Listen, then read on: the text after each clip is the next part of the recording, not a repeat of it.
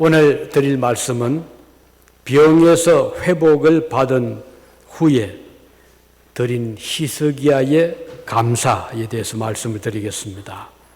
히스기야는 유대 왕이었죠. 제 13대째 왕이었습니다. 그는 25세 때 왕위에 즉위를 했고 나라를 잘 이끌어갔죠. 그래서 여러 왕들 중에서 히스기야라고 하면 매우 선한 왕으로 하나님을 잘 경외했고 백성들을 잘 보살핀 왕으로 알려져 있습니다. 그는 특별히 어려움이 있을 때마다 하나님께 간절히 기도하면서 난국을 타개했던 신앙의 왕이었고요. 또 그는 히스기야와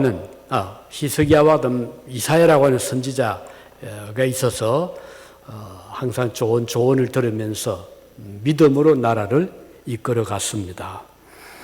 그가 어느 날 병이 들었습니다. 그런데 병이 심각했죠.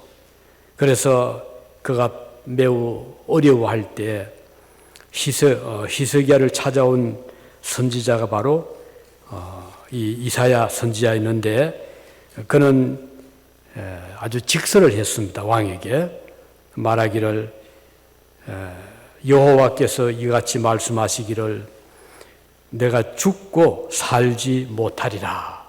그러니 유언을 해라. 이렇게 전달을 해왔습니다. 얼마나 놀랐겠습니까?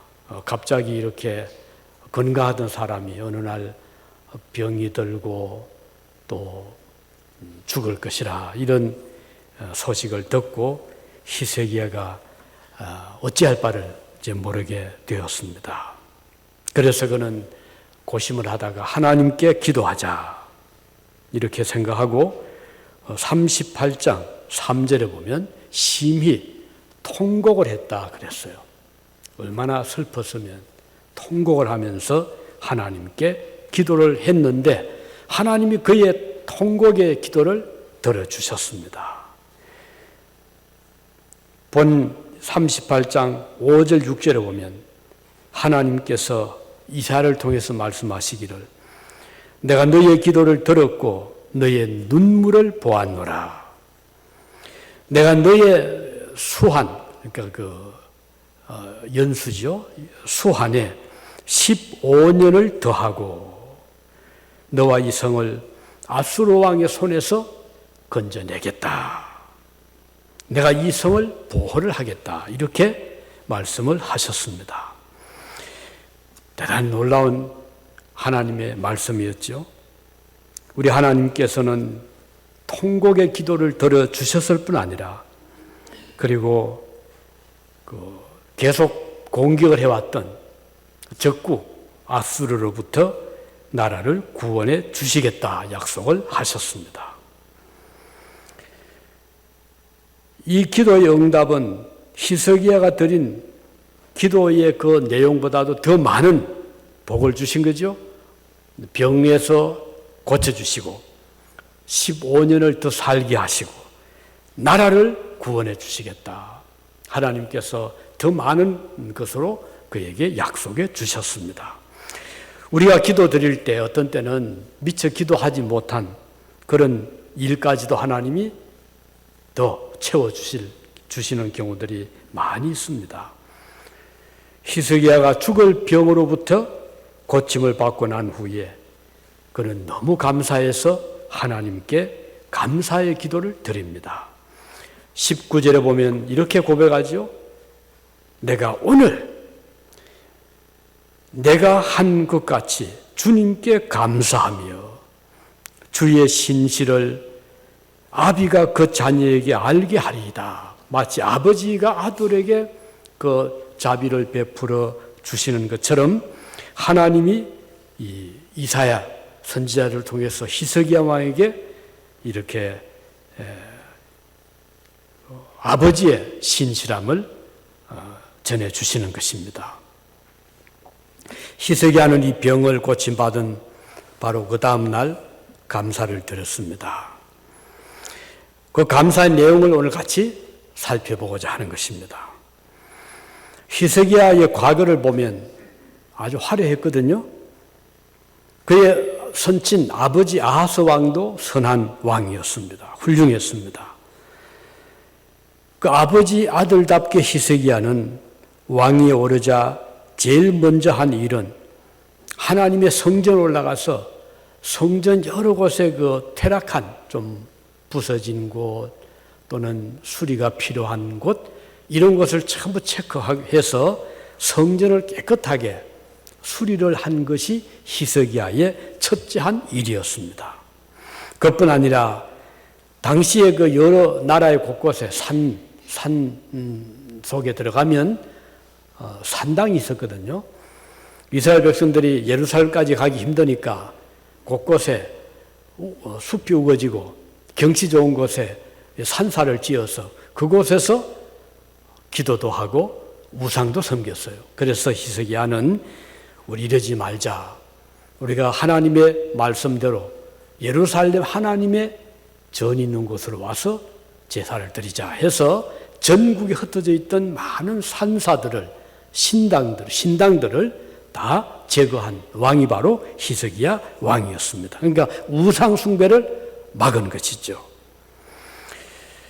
그리고 그뿐 아니라 히스기야는 제사장들을 다시 불러서 레위인들을 모아서 전에 모세가 전해준 대로 율법에 기록된 대로 성전을 잘 보살피게 하고 제사를 드리는 일에 제사장들이 전적으로 같이 할 수 있도록 그동안 이 일도 좀 게을리해서 레위인들이 떠나가기도 하고 또 제사장들이 자기 일을 하지 못하고 왜냐하면 백성들이 서포트를 하지 않으니까 제사장들이 어떻게 살아갈 길이 없잖아요. 그러다 보니까 성전을 떠나서 사업도 하기도 하고 농사를 짓기도 하고 이런 자들을 왕이 다 불러서 이제 그런 일들을 하지 말고 하나님께 제사 드리는 일을 여러분들이 전적으로 맡아 주시오.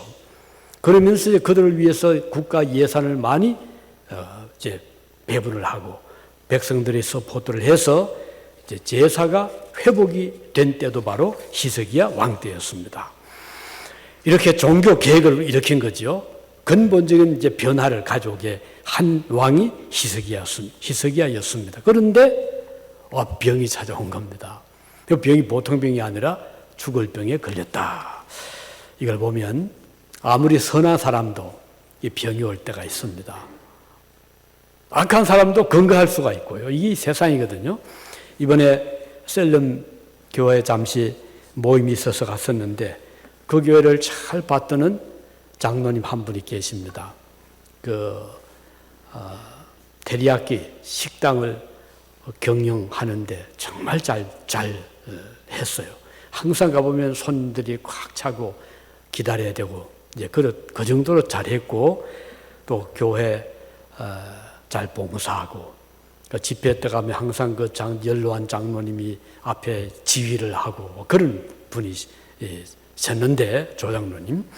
근데 갑자기 몸이 좀 안 좋아서 병원에 갔더니 폐암, 그것도 거의 3기, 말기 가까운 진단이 내렸어요. 그거 어떻게 해요? 그래서 사업을 다 접고 다 넘기고 지금은 이제 키모도 받고 이제 치료를 받고 있는데 폐암만 걸린 게 아니고 그것도 뼈에도 암이 또 전이가 돼가지고 그래서 상당히 힘들어 하시더라고요. 그래서 그저께 가서 만나서 위로도 하고 또 우리 하나님 은혜를 의지하자고 그렇게 말씀도 드렸는데 참 마음이 좀 무거웠습니다. 우리가 살다 보면 선한 사람도 아플 때가 있고 또 병들 때도 있는데 히스기야가 그랬어요. 그런데 히스기야가 통곡의 기도를 할 때 하나님이 그의 기도를 들어주신 것입니다. 하나님이 그의 기도를 들으시고 병을 다 떠나게 하고 생명을 연장시켜 주신 그런 놀라운 기적이 일어났습니다. 우리가 어려움을 당할 때 낙심하거나 그리고 절망하지 말고 하나님을 바라보고 기도할 때 우리 하나님이 들어주신다는 사실을 우리는 잘 알고 있고 성경에 많은 그런 기사들이 나와 있습니다. 그 이후에 히스기야가 너무 감사해서 하나님께 감사의 기도를 드렸습니다. 그 감사의 기도는 어떤 기도였는가요?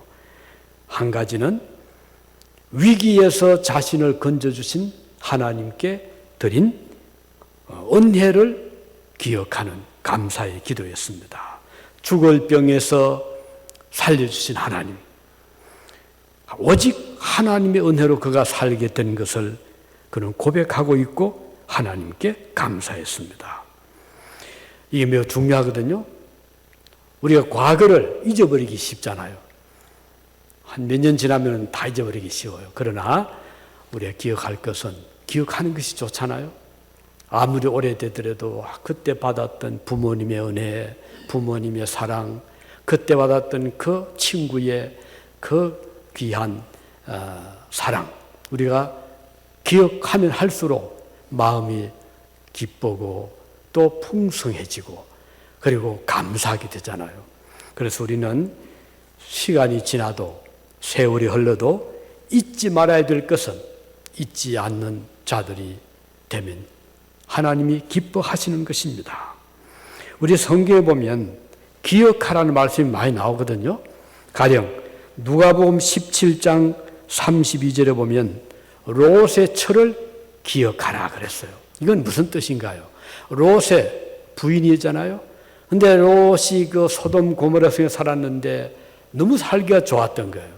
없는 게 없고 화려하고 떠나기가 싫은데 어느 날 하나님께서 천사를 보내셔가지고 롯의 가족을 어서 떠나라 그랬잖아요. 왜 그랬을까요? 그대로 있으면 멸망한다. 워낙 그 성민들이 악하고 악을 행하고 그래서 하나님이 그 성을 심판하기로 작정을 하셨기 때문에 롯은 누군가요? 사랑받은 아브라함의 조카였잖아요. 하나님 아브라함을 보시고 롯을 건지시기로 작정을 하신 거예요.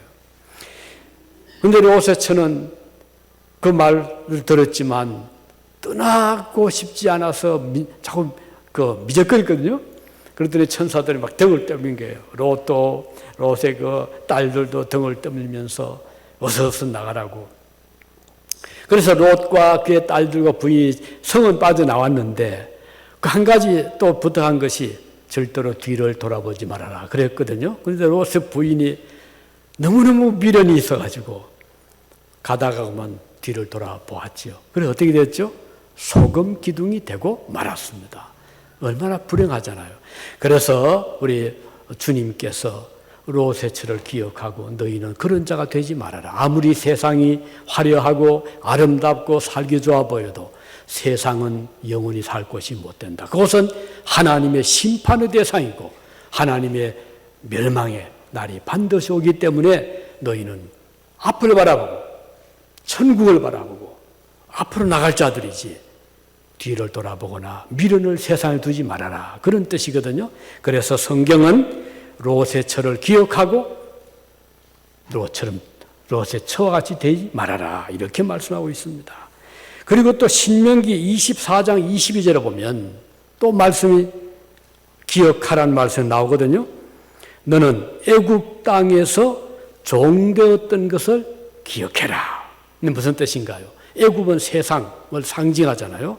종이란 것은 물론 애굽인들에게 종이 되어서 그들을 위해서 물도 길러주고 벽돌도 만들어주고 짐도 옮겨주고 종살이를 했던 그들을 우리 하나님께서 모세를 보내서 건져내 주셨잖아요. 애굽에서 종되었던 그날을 기억하고 너희는 다시는 종이 되지 말아라. 자유의 나라 백성이 되어라. 이렇게 말씀을 하시는데 이건 우리가 오늘날 우리도 애굽 같은 이 세상에 살면서 우리가 종살이 할 때가 있잖아요. 무슨 종이죠? 세상의 종, 또 죄의 종, 또는 물질의 종, 죄악의 종. 우리가 뭐 자유로운 몸처럼 보이지만 그렇게 사는 자들이 오늘 많이 있잖아요. 그 노예처럼 그냥 세상만 바라보고 산다거나 또는 죄악 가운데 요즘은 마약 무섭잖아요. 그리고 딱 매이면요 중독이 되면 종이 되고 말아요. 아무리 내가 그걸 막으려고 해도 안 돼. 미국에서도 매년 수많은 젊은 또는 아이들까지 거기 중독이 돼서 한국도 지금 야단이더라고요.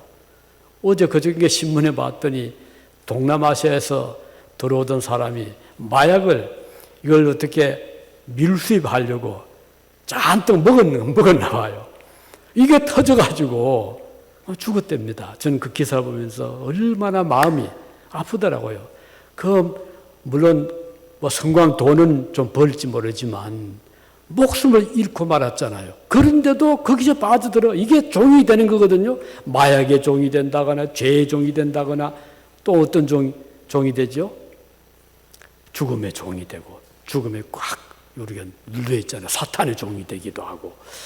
이제 그런 종살이 했던 것을 기억하고 너희는 그들의 종이 되지 말아라. 또 물질의 종이 되잖아요. 그래서 우리 그리스도인들은 이런 것들부터 자유함을 받아야 돼요. 세상에 너무 종이 되지 말고 물질의 종이 되지 말고 죄의 종이 되지 말고 우리는 하나님의 백성답게 자유로운 백성답게 살아가는 이런 자들이 되어야 될 것이고 우리가 좀 잘 살아 보려고 미국에까지 왔잖아요. 미국에 와서도 얼마나 힘들지만 우리는 하나님의 종인 것을 기억하고 너무 이 물질 문명에 너무 깊이 빠져들지 말기 바랍니다. 아무리 돈이 좋다 하더라도 그 종이 되어서는 안 되잖아요. 우리가 그걸 지배해야 되고 다스려야 되지 종이 되어서는 안 되는 거예요. 사실 달러 종이잖아요. 거기에 종이 될 필요가 없잖아요. 우리가 가지고 있을 때 물론 좀 마음이 든든할지 모르지만 그 종이 되면 안 되거든. 그것을 잘 써야 되죠. 좋은 일에 쓰고 주님 기뻐하는 일에 쓰고 필요한 데 쓰는 자들이 돼야 되지. 그거 자꾸 모으는 데만 거기만 집중하다 보면 그 종이 되고 마는 거거든요.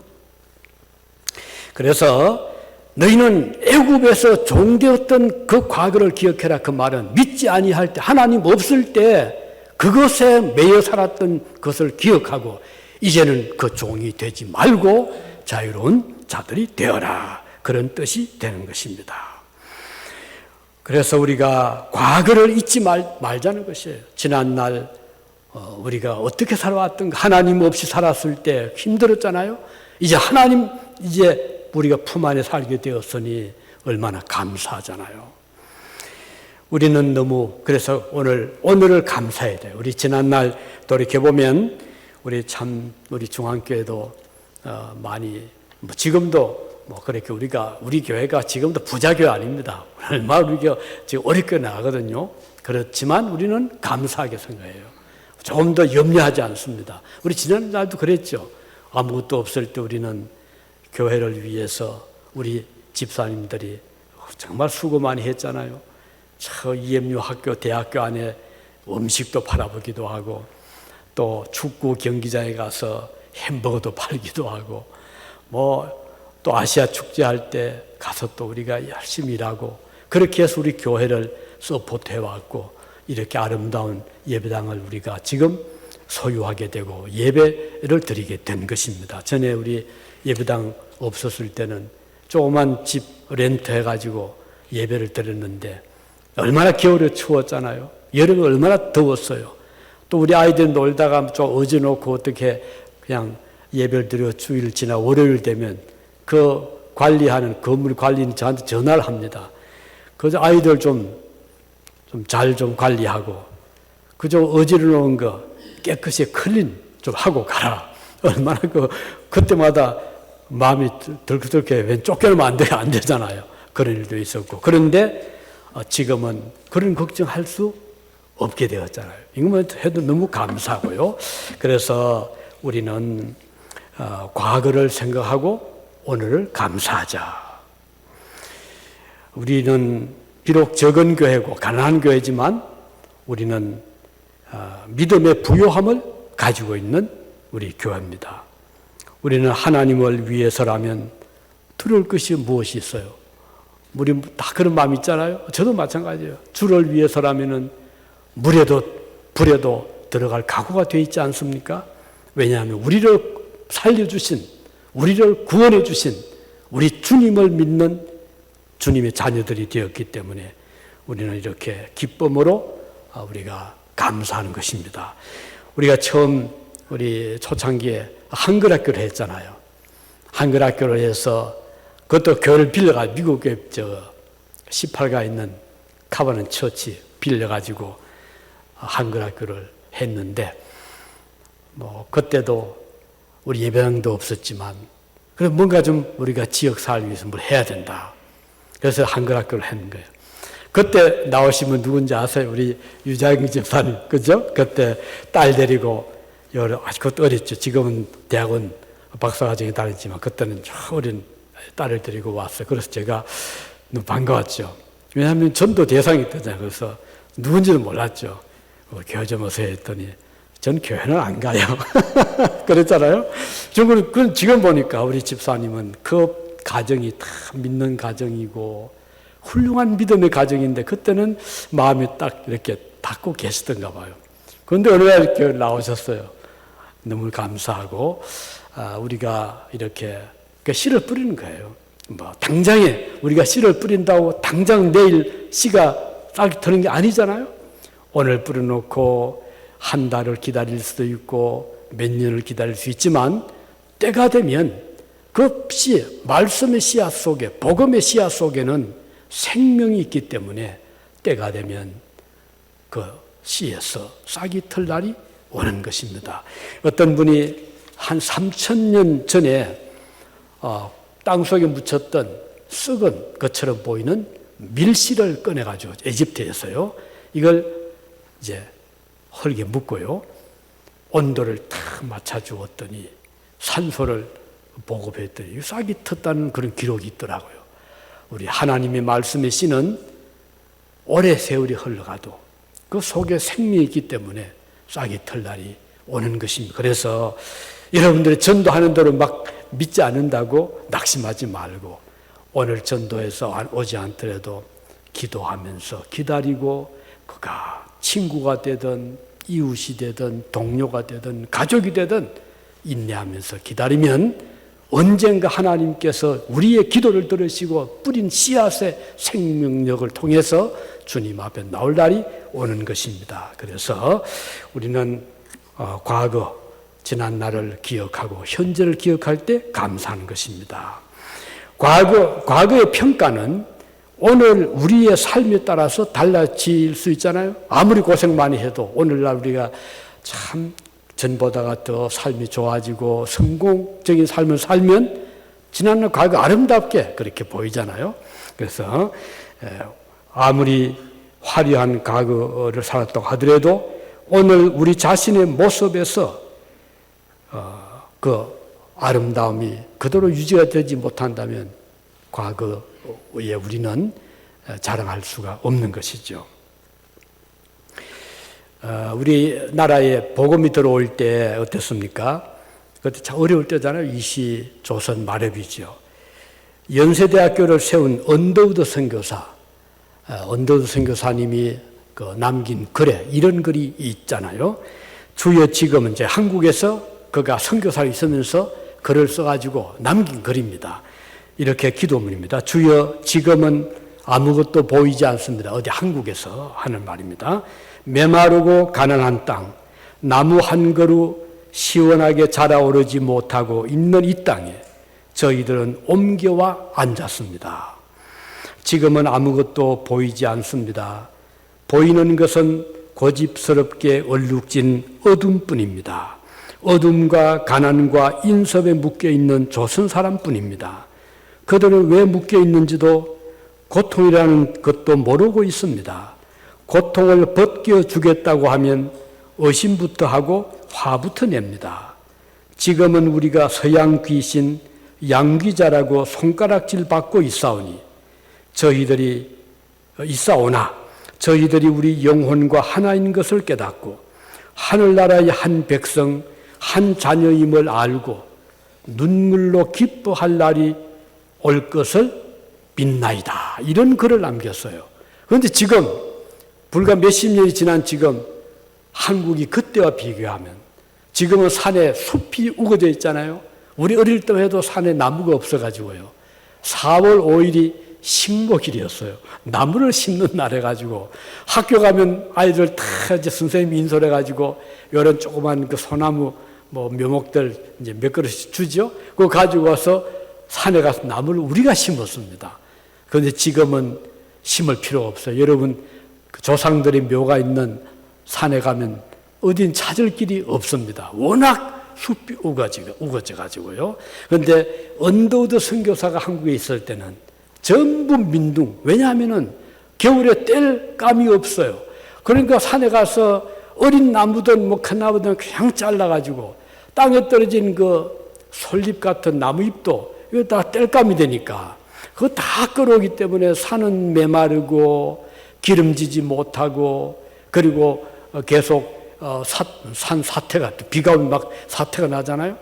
그랬던 우리 대한민국인데 지금은 얼마나 숲도 우거지고 울창해지고 또 경제가 얼마나 좋아졌잖아요.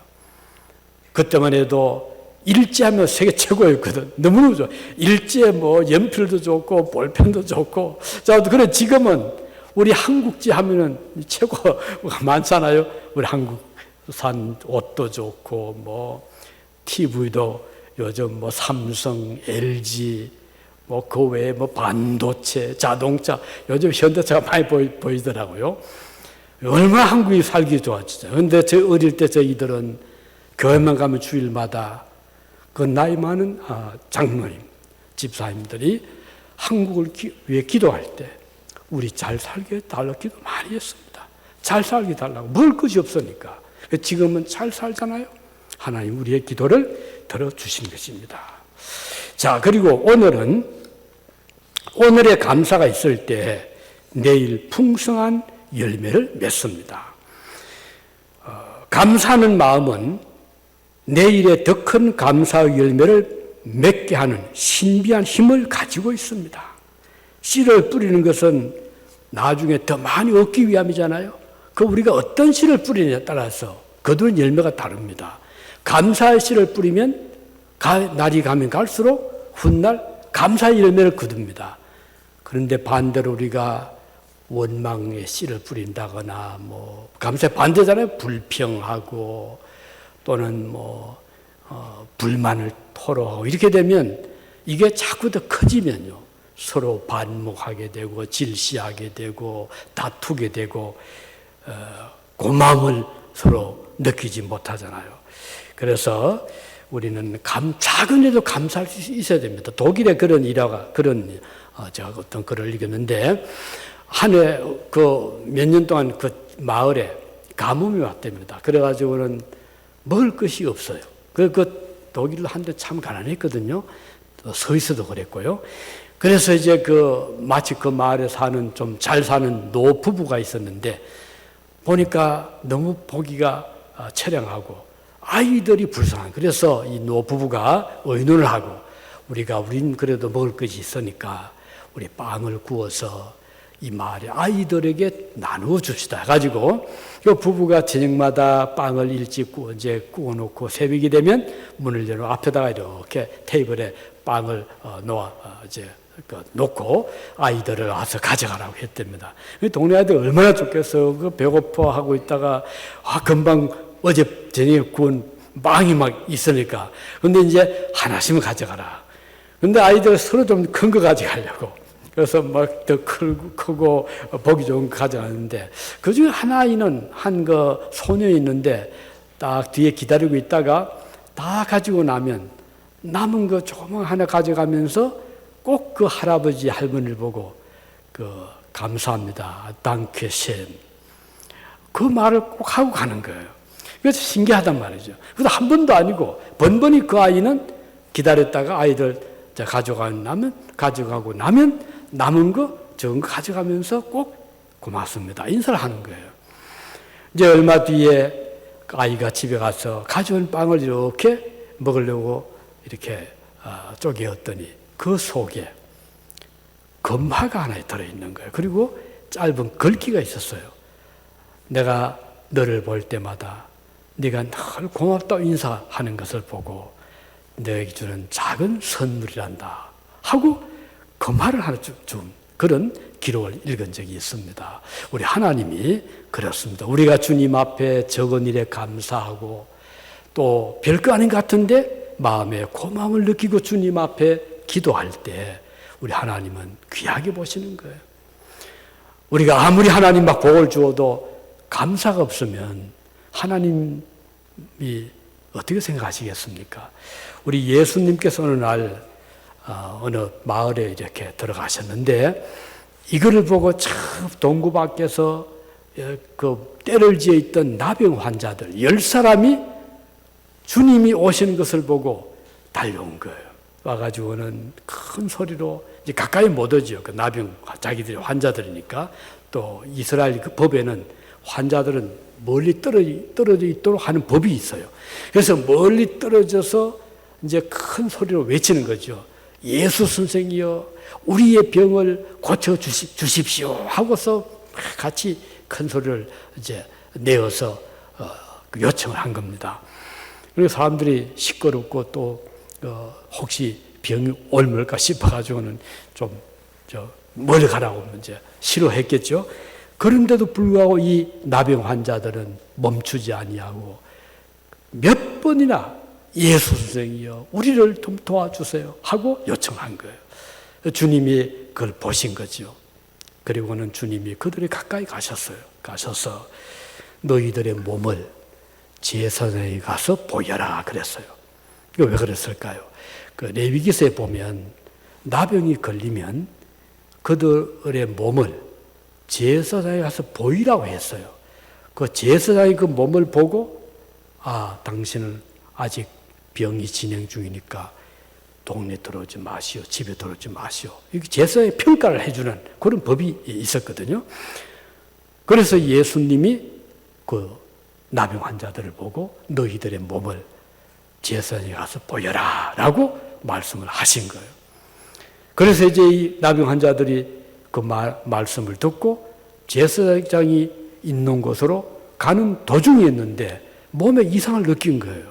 신기하게 고통이 좀 사라지고 피부가 고와지고 얼굴이 만져보니까 앞에 있는 동료 그 나병 환자 얼굴을 보니까 얼굴이 어린아이 살 것처럼 그렇게 바뀌거든요. 자기 몸도 그렇고 병이 나은 거예요. 얼마나 놀랐겠어요. 그래서 이 환자들이 병이 나은 것을 알고 자기들의 갈 길로 간 거예요. 제일 가고 싶은 것이 아무래도 쫓겨난 집이 아니겠습니까? 기다리는 어머니가 계시고 아버지가 기다리는 형제들이 있는 집으로 막 달려가고 그런데 한 사람 사마리아인이 있었어요. 그도 나병 환자였죠. 이 사람은 집으로 가지 않고 예수님께로 돌아온 거예요. 와서는 그 앞에 이제 가까이 왔겠죠. 이제 몸 병이 나았으니까 얼굴을 땅에 닿도록 절을 하면서 감사합니다 라고 감사를 표현한 거예요. 그러니까 주님이 뭐라고 하셨죠? 아니 10사람이 고침을 받았는데 어찌 너만 왔느냐라고 하시면서 이제 평안히 가라. 내 믿음이 너를 구원했다라고 말씀해 주신 거예요. 그러니까 이 사마리아 나병 환자는 육신의 병만 고침받은 것이 아니고 그의 영혼까지 구원을 받고 돌아가게 된 것입니다. 이걸 보면 우리 하나님은 감사를 참 기뻐하십니다. 아무리 적은 것이라도 불만하지 말고 또 내 기도가 다 이루어지지 않고 적은 거 머리카락 같은 장 하나가 응답이 되더라도 그 감사하시기 바랍니다. 우리 주님은 말씀했죠. 범사에 감사해라. 실패해도 감사하고 뜻대로 안 돼도 감사하고 가난하게 되어도 감사하고 병이 들어도 감사하고 이 하나님 뜻이거든요. 그러면 우리 하나님이 모른 채 하실 하나님이 아니십니다. 오히려 그런 자를 귀하게 보시고 우리 예수님이 기뻐했잖아요. 내 믿음이 너를 구원했노라. 이제 평안히 가라. 우리 주님께서는 그래서 감사하는 자를 주님이 기뻐하시거든요. 요즘 결실의 계절 가을이잖아요. 얼마나 지금 과일들이 향기롭고 풍요하잖아요. 하나님 주신 거 우리 감사하는 그런 계절입니다. 또 우리가 하루하루 살아가기 어렵지만 힘들지만 주님께 감사하시기 바랍니다. 몸이 편치 못해도 감사부터 해놓고 기도하시기 바랍니다. 또 사업이 뜻대로 잘 안 돼도 불평 원망하지 말고 절망하지 말고 하나님께 감사하시기 바랍니다. 그리고 또 우리 교회에 대해서 마찬가지예요. 생각 나름이거든요. 제가 이번에 LA 가서도 수요일 기도하면서 제가 그랬어요. 제가 목회가 금년에 목회를 할 것도 없지만 제가 쭉 따져보니까 거의 50년이 돼가더라고요. 그런데 아마 우리 교인들도 제 입에서 아이고 힘들다 이런 말 들어본 분 계십니까? 제가 한 번도 제 양심이 고백을 합니다. 힘들다는 말을 해본 적이 없어요. 그 이유는 너무 감사하니까 나 같은 죄인이 이런 주님의 복음을 전하도록 하나님이 허용해 주신 것이 저는 너무 감사한 거예요. 부족함도 많고 허물도 많은 이 죄인인데 하나님이 이 복음을 전하게 해주셨구나 생각하면 불평이 어디 있습니까? 불만이 어디 있습니까? 너무 감사한 거예요. 우리가 교회를 섬기는 이 일에 있어서도 우리 감사하며 섬기는 거 하고 마음에 불만이 가득한 거하고는 하늘과 땅 차이입니다. 어떻든 교회는 감사가 넘쳐야 돼요. 교회는 기쁨이 넘쳐야 되고 평화가 넘쳐야 되거든요. 그래서 아무리 좀 미워 보여도 자꾸 기도로 하나님께 기도하시기 바랍니다. 그러면 언젠가는 그 미움의 얼굴이 사랑스러운 얼굴로 바뀔 날이 오거든요. 그래서 어떤 사람은 그래요. 어떤 제 선배 목사 한 분이 한 번 집회 오셔가지고 이번에 대구 동일교회 그 목사님이셨는데 자기가 청년 때 20대 청년 때 교회를 나갔는데 나가면 그 중에 교인 하나는 항상 보면 마음속에 미운 생각이 들더랍니다. 그래서 그게 고민이었어요. 이 사람은, 이 청년은. 그래서 기도를 많이 했답니다. 하나님, 제가 그 얼굴을 보더라도 미운 생각 없게 해달라고. 그랬더니 정말 그 생각이 없어졌다는 그 간증을 하시더라고요. 혹시 여러분 교회 생활할 때 좀 내 마음에 들지 않는 그런 분이 혹시 있더라도 그것 때문에 불만 터뜨리지 말고 불평하지 말고 하나님께 그럴 때 기도하고 하나님 사랑의 얼굴로 바뀌게 해주십시오. 제가 먼저 사랑할 수 있는 마음을 가지게 해주십시오. 비록 그가 나에게 어떤 생각을 가졌든지 혹시 나를 비난했다 하더라도 나는 그것을 사랑으로 감쌀 수 있게 해주십시오. 이런 기도를 드리면 우리 하나님이 얼마나 기뻐하시겠습니까?